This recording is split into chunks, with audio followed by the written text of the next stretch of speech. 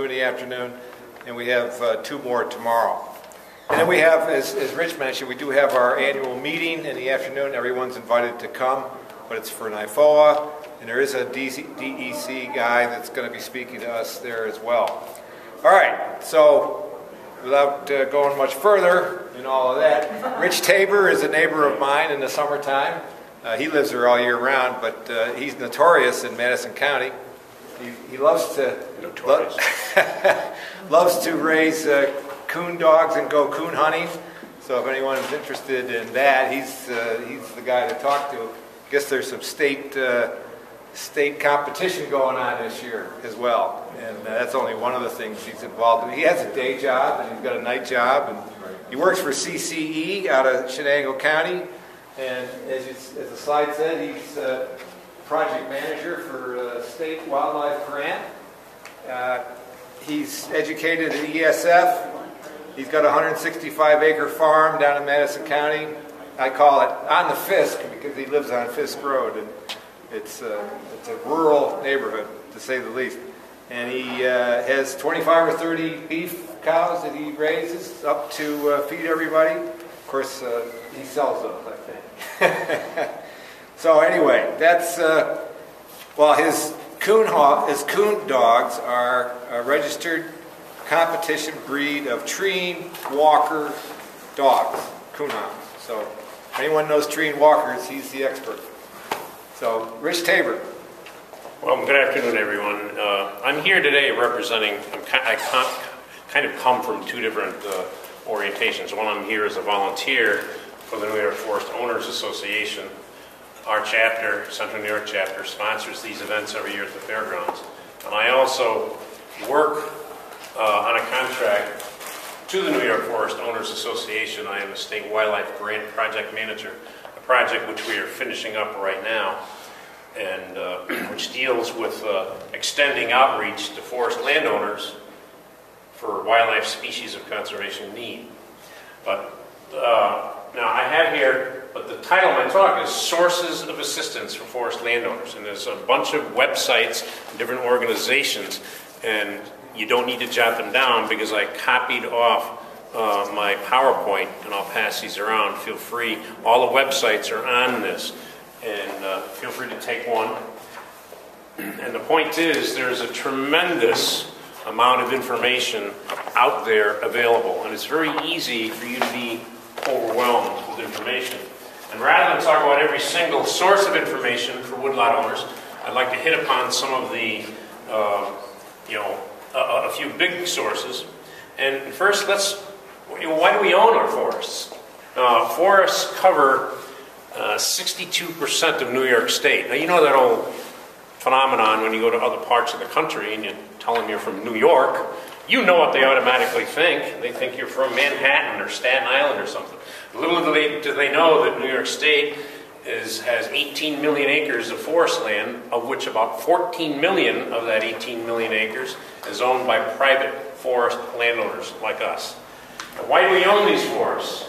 And every study, every survey, and all of you I'm sure will agree with most of these points, many of your interests are wildlife oriented, hunting, fishing, bird and animal watching, and you see the list of reasons up there. That's why we own our woodlots. We don't own our woodlots specifically to make money off of timber. That's nice if we can do that every once in a while, but most of us, we own these woodlots because it's part of our home, and we may cut a little timber every once in a while. We may get some firewood off it, and all these other non-timber values, such as you just heard Peter talk about, manicuring your woodlot for maple syrup production and maybe some mushrooms, ginseng, berries. So we own our woodlots for a variety of reasons.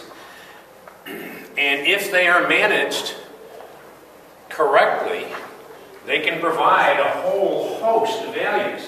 And a lot of these values are not just to us as individual landowners, but they are what we know as ecosystem values, ecosystem services, wildlife habitat, all the forest products, watershed protection, lots and lots of recreation and beautiful scenery and aesthetics and all that, if we do it correctly.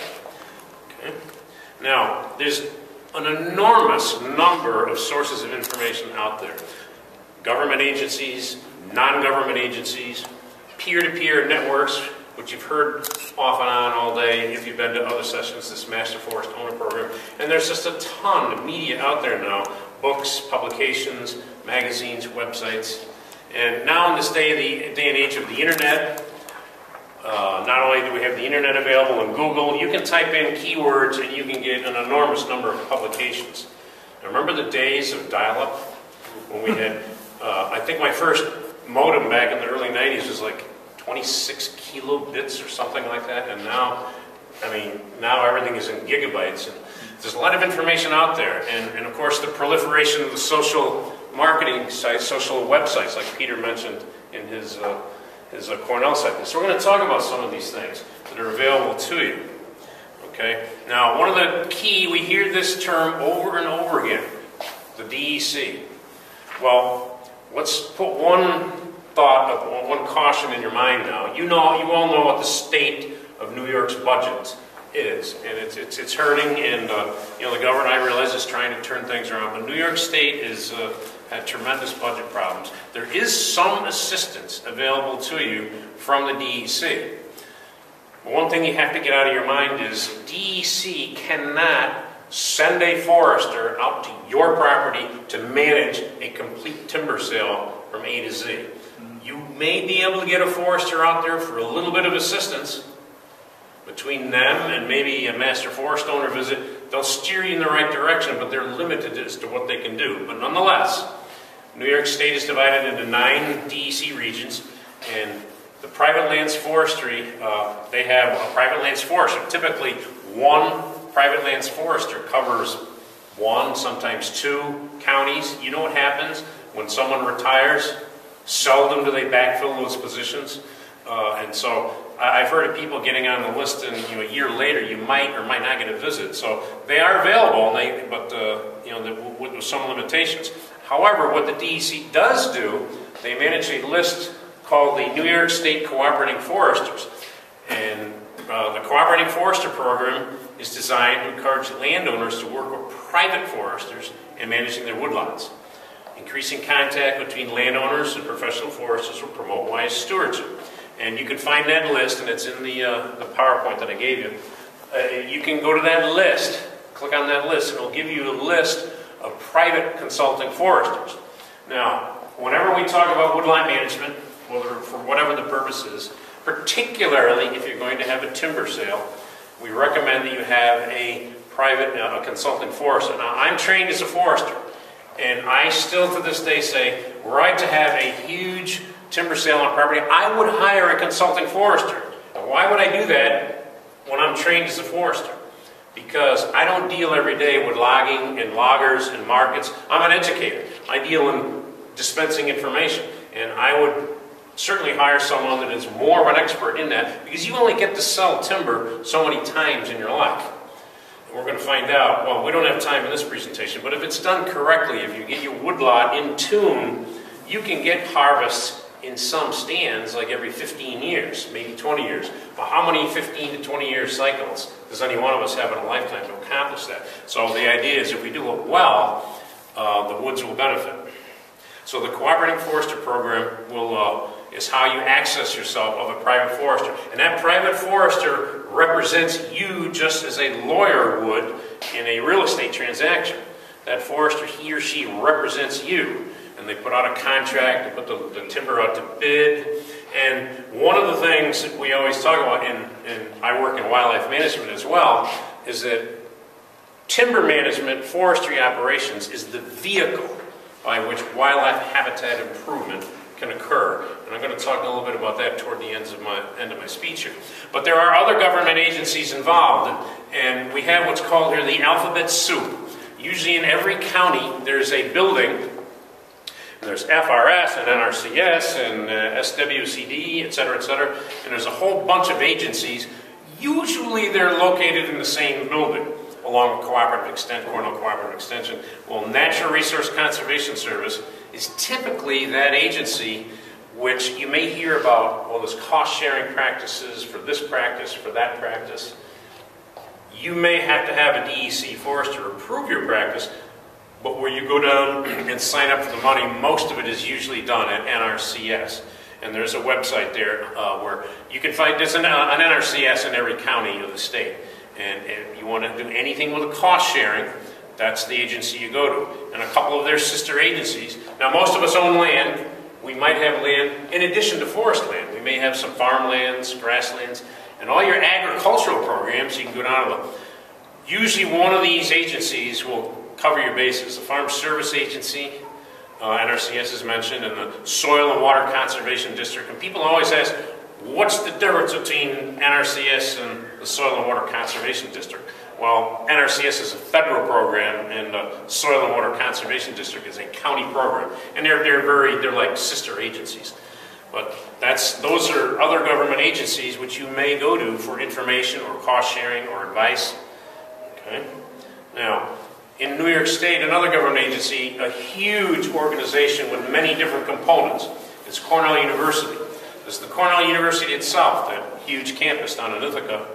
And they have a Department of Natural Resources, for which, like, for example, Peter works for. And he has that available at Forest Connect website. We have the Cornell Master Forest Owner Program and the Master Naturalist Program. We'll talk about them. Cornell Cooperative Extension, as an example, who I work for, and the Cornell Lab of Ornithology. And any one of these venues may be a source of information for you as a forest landowner interested in woodland management, wildlife, anything natural resource related. Let me see here. Okay. All right. Peter's site there, and he's got two sites really. The Forest Connect site. You go to this site, Forest Connect, and that'll plug you into all kinds of information. And he has a ton of publications there in PDF form, and you know, you can download them, and now you can read them on the computer screens and all these tablets and iPads and things like that. And you can read them in color. If you want to print them, you can. But that's what Peter does, that connecting forest users with the knowledge. And that's the website for that. And he's also opened up this new internet social marketing site. I was just on it before there, looking at it, Cornell Forest Connect Ning. And that's more of a social interaction thing. It's kind of like, it's a combination of Facebook and Twitter and all that. And I never, you know, it's usually, you think, younger kids. The kids are the ones that get involved in all this computer stuff. But more and more people are getting involved. Look at how many people are involved, you know, with Facebook, for instance. And Peter's got this on Facebook. And the point is, these social interaction sites allow you to interact with other people and resource professionals. You can ask any number of people on Peter's site here questions, and it'll be answered by someone sooner or later. But it's one more option now. And for instance, I'm one of the last ones to be able to get on this. I never had internet at my house. I live in a very rural area, as Jamie mentioned, down in one of the mountain communities in southern Madison County. I could not get internet. Well, now I can with a smartphone. I have a smartphone, only pay a little extra. And now I'm connected to the internet that way. And it's not quite as good as like a DSL or a high-speed line, but almost everyone now has some access to the internet. So please avail yourself. Play with this. Go home and play with it on your computer, and you'll be pleasantly surprised. All right. We've heard a lot about this, the Master Forest Owner Program. This is a volunteer program. The MFOs they're called. Provides private forest owners with the information and encouragement necessary to manage their forest holdings. Now, if you call, for instance, a Cooperative Extension office or a DEC office, they may refer you to this Master Forest Owner Program. And what it is, it's trained volunteers. They go through a week of training down at the Cornell Forest, and they become like, they're kind of like, they're sort of like equivalent to like master gardeners, that kind of thing. They're not foresters, but they're trained in forestry topics. They're kind of like, I liken it to they're kind of like they're the Army Reserves or the National Guard of the education movement out there. And they're kind of, they provide first-line information. And what we're really trying to do is prevent exploitation of forests. It's very easy to get a phone call, someone bangs on your door, and some guy is standing there and says, well, I'll give you $50,000 for that timber on your land. And you say, oh my goodness, 50 grand. That's a lot of money. But what if that timber is worth 100 grand or 125 grand or more? And what about a contract? You know, all those things. So usually the request for a timber sale is what generates a request for a master forest owner. Not always, but quite frequently.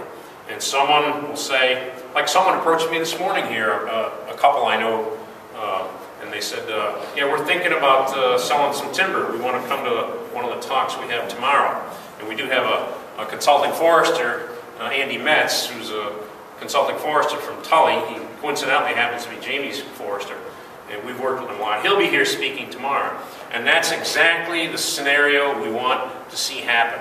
What we don't want to see happen is to get a phone call from someone and say, hey, this guy gave me a bunch of money and now he trashed my woodlot, and my woodlot is devastated, I've got ruts all over the place, and isn't there anything anyone can do? And no, there's nothing that anyone can do, because if you allowed someone on your land, with or without a contract, without a contract, it's kind of, there's not much anyone can do about it. But anyway, the master forest owners, they'll come out and spend a couple hours with you and point you in the right direction. They'll talk things over with you and make suggestions. Again, they're not a professional forester, but they're there to get you steered in the right direction. All right. And every year, I would encourage all of you. It's a very inexpensive program. You can go. It's 5 days of training in September. It starts on a Wednesday evening and goes through Sunday morning at the Cornell Forest. And it really is pretty intensive. It's like to me, it's like a 1 or 2 credit crash course in forestry, stuffed into like 4.5 days, and you learn a tremendous amount about it, about the woodlots and tree ID, wildlife, map and compass work, binding boundaries, and all this other stuff, wildlife habitat management. It's just very, very worthwhile. If you become a volunteer, then you're asked to go out and visit 5 other landowners, and there's no one working in the government to come around to your house and check up on you to make sure you did 5 visits. But as we encourage, we got about a little over 200 volunteers now in the state to do this. And I'm an MFO volunteer, Jamie, and a bunch of us. You find a lot of the people that are master forest owners are also members, coincidentally, of New York Forest Owners Association. But it's an excellent program as an affiliate of Cornell University. Now, I know you've probably all heard of Cornell Cooperative Extension, and the whole idea of the word extension, and regardless of what state it is, the purpose of the extension service is to extend to the masses of people the knowledge generated in universities. Every state has one. Every state has a land-grant university. Cornell Cooperative Extension, there's one in every county, and every county is a little different. Every county may not deal specifically with forestry, but if you contact the people in your county, they'll know. If they don't have a particular program, they'll know there's usually someone in an adjacent county that may be involved. Like, for instance, Shenango County, there's a number of counties, there's like 5 or 6 counties that have done a lot with forestry over the years, and frequently we get requests from other counties for services, that kind of thing. At any rate, if you have any interest in natural resource management, gardens, soil, agriculture, CCE, Cooperative Extension, is your go-to agency. And we're getting a lot of multi-county coalitions formed now, cost savings, all that kind of thing. All right. I would mention, if you have any interest in birds, the Cornell Lab of Ornithology, and the website is listed there for you, is a tremendous resource. They're coincidentally also the home to a component of Audubon, New York. But that Lab of Ornithology is one of the most renowned institutions in the world for birds. And it's just, if you go to that site and you can become a member, they just have a tremendous amount of information available about birds, if that's your thing. All right, all kinds of stuff. It's just a world leader in information. We also have Audubon, New York, or New York Audubon. All right, that is two. Now we're going to talk about some non-government organizations. It's not all governments. We get into this, like NIFOA, for instance, is a non-government organization. But Audubon, New York, it has a mission to conserve and restore natural ecosystems, focusing on birds. But they're very pro-forest management, because they put out a book, and we have it available. It's called Wildlife and Timber in New York's Forests. It's available on Peter's website there, at the Forest Connect site. At any rate, Audubon, New York has long been a promoter of sustainable forestry, because a lot of the people in the Northeast here have discovered over the years that some of these bird species become imperiled and threatened. correct, excuse me, correct sustainable forestry is a very viable way of sustaining wildbird populations. So, and you can go to their website, and lots of good information. They have a private lands initiative, and don't take my word for it. Call them, contact them, and the website's there in the document I gave you. Find out what they have available. They do some outreach.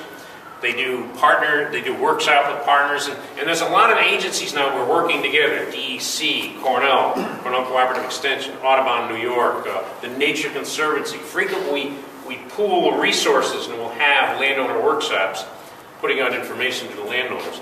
And they work with a lot of the, and we call that collaboration. And there's a lot of collaboration going on nowadays amongst the agencies. All right. And they have this athomeaudubon.org. That's a very excellent site to turn your backyard into like a wildlife habitat. Instead of mowing 3 acres of lawn with an expensive lawnmower, you can turn some of it into a wildlife habitat. Okay. And they have they have a number of programs throughout the year. All right. Now I'll talk a little bit about New York Forest Owners Association. The association here today sponsoring this, and there is a website. As you've heard, we have a booth next door over there. Put out an excellent magazine. Well, first I will talk about, it's organized into 10 different chapters. Like we're the Central New York chapter. We cover half a dozen counties in the greater Central New York region, and there's chapters all over the state. And the chapters are where are the heart and soul of New York Forest Owners. That's where a lot of activity occurs. We do put out an excellent magazine, the New York Forest Owner, and I guess there may be some free samples over there in the International Building.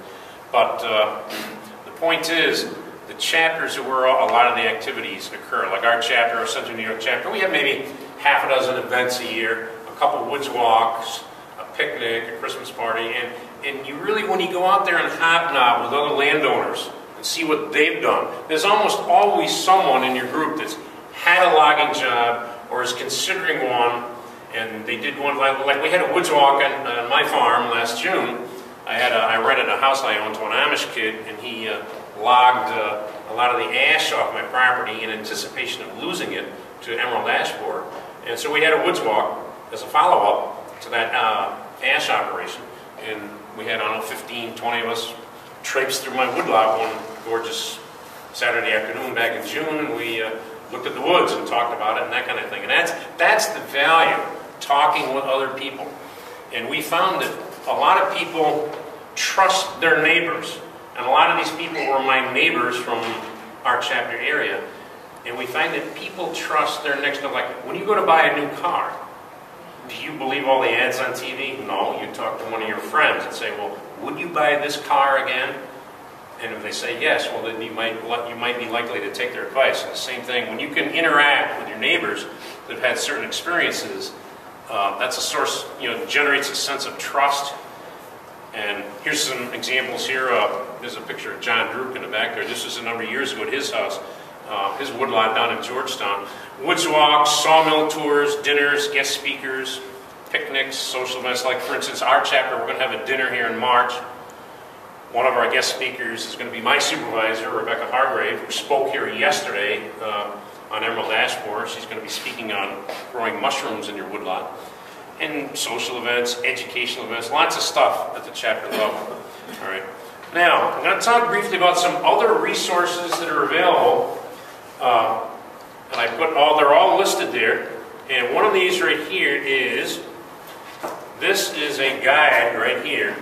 The Woodland Owner's Guide to Internet Resources, States of the Northeast. It's a PDF, and it's the web address, and it's close to 200 pages of nothing but websites on woodlot management and wildlife management.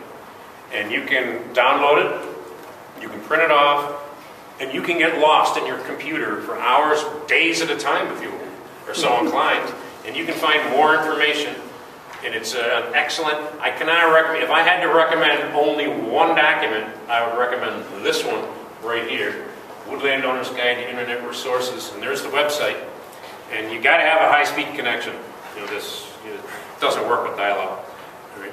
Okay, I would also like to mention an excellent organization out of Vermont called Northern Woodlands. Anyone here subscribe to that magazine? Yeah, so quite a few of you do. It's an excellent, excellent magazine. And that's one of those kind of magazines, it's kind of like, when that comes in the mail, my afternoon is shot when that one shows up. And it really is some of the best writing in the industry in that magazine there. And they put out, for instance, they also put, in addition to the quarterly magazine, they put out this booklet, The Place You Call Home. And you can buy that, I mean, you can send off, and I'll send you one. You can also download it as a PDF if you want. It is available if you want to read it on screen. But The Place You Call Home, a guide to caring for your land in New York. And they got a couple Vermont versions and a Catskills version. Now they got a New York State version. And it's an excellent publication designed to provide information to landowners just like yourself, with many of you to answer many of your questions.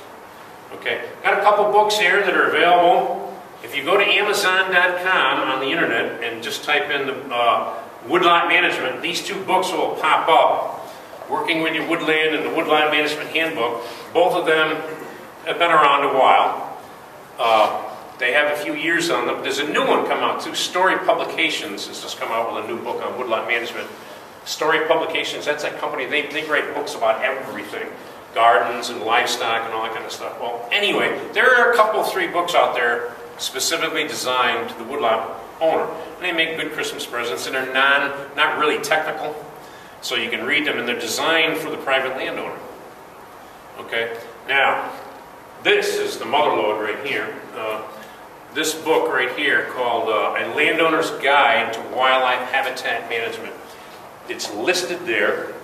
I've personally met the authors. They are some of the best writers in the world when it comes to woodlot management combined with wildlife management. They wrote this book here, A Landowner's Guide to Wildlife Habitat.